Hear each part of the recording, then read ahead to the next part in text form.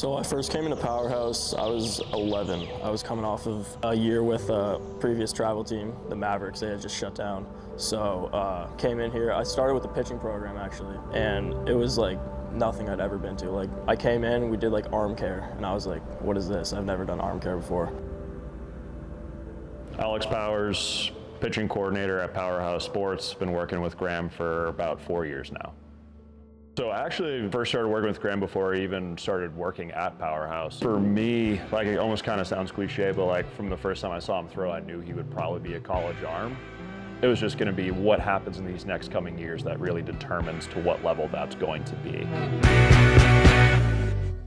College baseball was always a dream of mine. Like my goal was to get a D1 scholarship from the beginning. There was too much good stuff there that if he continued to just even develop a little bit, like he was gonna play at the next level. Bigger, faster, stronger was really the main issues. I was just a skinny kid. Came to Corey and he was like, yeah, you need to eat. You need to put on size. From a physical standpoint, he was just a really good athlete, moved really well. He was already a kid who was like super twitchy, really athletic, fast, really quick mover in that way. So it was, let's apply a lot of strength to him. So when he does kind of turn on the speed, now there's a lot of power to it.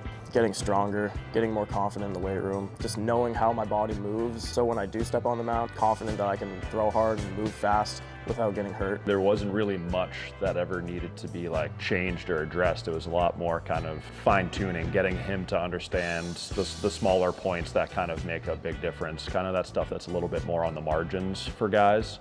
Alex really taught me my changeup, and that was like the big breakthrough pitch for me. Before I didn't have a changeup, and he kind of showed me the grip, and then we threw some bullpens with it. And my next season, the sophomore season, I was getting swings and misses on it, and I was not even expecting that. It was a harder changeup, which some coaches didn't like, but Alex loved it, and he was like, I don't care what anyone else says, you need to throw this hard. The biggest thing that really stuck out to me so quickly, how much he cared.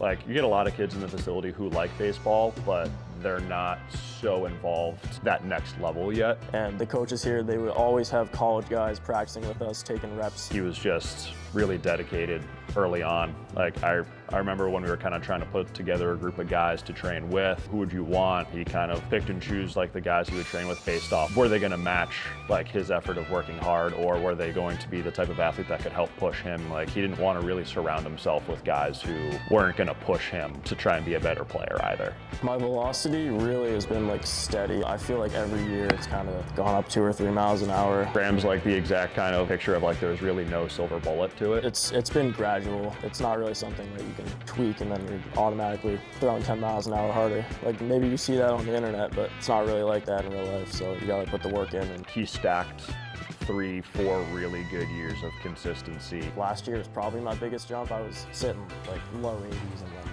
by the summertime I was sitting upper 80s. Kind of had that big pop later where all of a sudden now he's pretty consistently reaching into the upper 80s every outing. Everything started getting sharper because of it. The slider started getting tighter. I committed the summer right after my junior year. And I was talking to a lot of schools, were kind of on the phone reaching out. His interest from schools was all from really competitive programs. Summer right after my junior year, that first game I think I sat 87, 88, and slider was perfect. Everything was perfect. I threw 2 days later, same thing. They really loved that I threw back-to-back days. Being a pitcher here who already having some success, like he could have just kept cruising, and you know, there were times where, and there's always going to be times where guys kind of ride the wave a little bit in terms of their training. You're going to plateau, you're going to have some weeks where you're a little bit down, and you're going to have some weeks where you're up. But he did a really incredible job of kind of not riding that roller coaster, and just every day is another day to just finding that little bit of edge to get a little bit better, and stacking those days. And he stacked those days over years, and that's what really kind of has made him be as successful as he can. My goals right now are just one step at a time. Like I'm just focused on my high school season right now. My goal is to win Player of the Year for my division, and then after that, I just want to have a good summer. I just want to be healthy. That's honestly my biggest goal.